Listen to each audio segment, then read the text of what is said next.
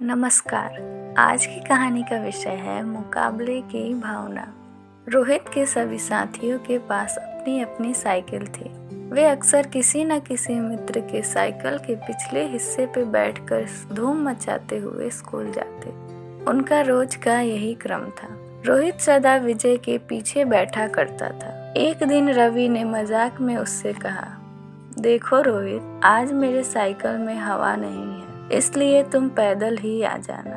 यह कहकर वह आगे बढ़ गया। तभी रोहित ने देखा कि रवि की साइकिल के पहियों में पूरी हवा थी।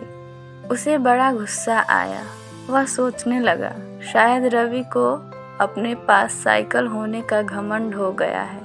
थोड़ी दूर जाकर रोहित ने देखा कि रवि साइकिल रोके खड़ा है। यह देख रोहित रुका नहीं। वह उसके पास से होते हुए गुजरा तो रवि ने पीछे से आवाज दी, अरे रोहित, ठहरो तो, तुम तो पैदल ही जा रहे हो। मैंने तो मजाक किया था, आओ बैठो मेरे पीछे। रोहित नहीं रुका। वह गुस्से में जा रहा था। उस दिन वह पैदल ही स्कूल गया। शाम को घर आते ही उसने अपने पापा से कहा, पापा, मुझे भी साइकिल ला दीजिए। मेरे सभी साथी अपनी अपनी साइकिल पर स्कूल जाते हैं। 4-5 दिनों के बाद रोहित के पापा ने उसे नई साइकिल ला दी। अब रोहित और रवि दोनों अकेले अकेले अपनी अपनी साइकिल पे स्कूल जाने लगे। रोहित के मन में अब भी रवि के लिए गुस्सा था, इसलिए वह रवि को नीचा दिखाने के चक्कर में रहने लगा।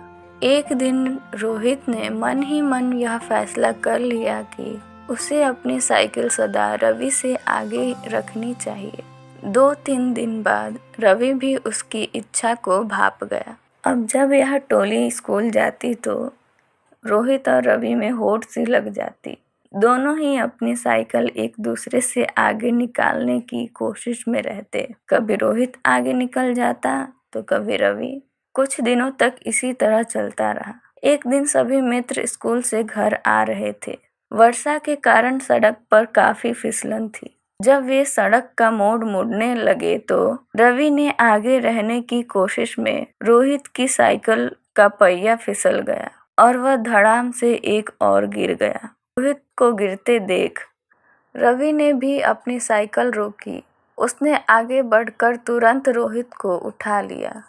उसे अधिक चोट तो नहीं आई थी, फिर भी कुछ जगह से खाल छिल गई थी। यह देखकर रवि ने कहा, यह सब हमारी मुकाबले की भावना के कारण ही हुआ है। यदि हम दोनों में एक दूसरे से आगे रहने की होड़ नहीं होती तो तुम्हें यह चोट नहीं लगती।